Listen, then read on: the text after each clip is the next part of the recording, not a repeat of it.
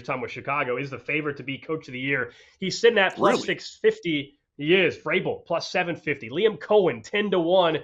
Jonathan Gannon, 12-1. Aaron Glenn with the Jets, 15-1. Sean Payton, 15-1. I'll let you take a look if you're watching on Twitch further down the board. Coach of the year is fun. I love this market. I think there's plenty of coaches that you can eliminate. We typically just don't see repeat winners. Kevin Stefanski, it's pretty rare that he's won 2 of them. Usually once you win a coach of the year, you don't win again. You have to exceed expectations. If you're an Andy Reid, if you're a Sean McDermott, you're not winning coach of the year. So to me, look at a lot of first-year coaches or guys you think can overachieve. So Ben Johnson, obviously, first-year head coach. I get why he is a favorite in this spot. He's not my favorite bet, though.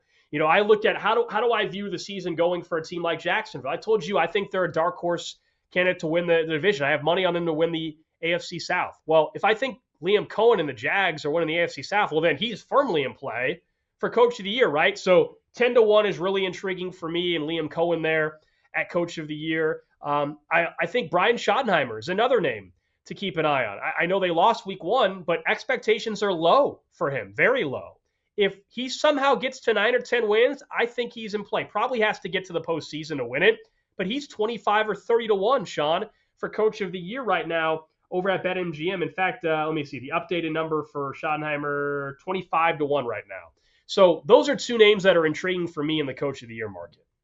This is such a stupid award. Andy Reid's the long shot on the board. And like Nick Sirianni, 80-1. I mean, I'm looking at John Harbaugh at 60-1. So basically, if you're a great coach, you can't win the award because you set the bar too high. What a goofy award. I do like Harbaugh, though. Not John. I like Jim. I'm looking at his odds right now. Looked really good last night. Beat the Chiefs. You can get right around 12, 13-1, 14-1 odds right now at BetMGM on Jim Harbaugh. And let's say they do what they did last night and Trevor Lawrence, or excuse me, the West Coast version of Trevor Lawrence, that would be Justin Herbert, keeps on looking like he did, and he's putting up all pro type numbers. Let's say, dream with me here for a second, that they end up winning the division. They unseat the Chiefs. They win 12 or 13 games. They're a 2 seed or something like that. I think that's good enough for a guy that it feels like the voters, it feels like the general public, for whatever reason, is always rooting for Jim Harbaugh. It's already a wonky award. The Chiefs have won the division every year since Obama was president. If it's somebody else,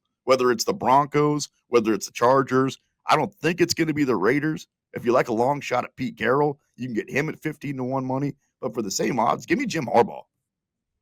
Yeah, so if I were to pick non-first-year head coaches, and so if I wasn't going to go Liam Cohen and Brian Schottenheimer, which I really like, I like your logic on the AFC West. I still think the Chiefs win the division, but whoever unseats them finally, if you think this is deep down the year it happens, I'm totally with you. That coach is going to have a great chance to win coach of the year because they're going to be looked at, hey, it's 9 years in a row the Chiefs won the West and you knocked them off. So I'm with you. A little sprinkle on Sean Payton and Harbaugh. I don't hate that thought process at all. If you think there's a decent chance the Chiefs can not win the division. I know it's easy to say after last night's performance that you think that maybe there's a good chance at that. So that's the coach of the year market. I think it's a fun market. You're right. It's silly how you've got to basically go 17-0 if you're Andy Reid or Sean McDermott. Still won't do it. Sirianni. Still won't do it. Right. Well, I think a perfect season gets it. A perfect season gets it done. But maybe. That's about it. But the Chiefs went 15-1 in the 16 games they tried to win last year,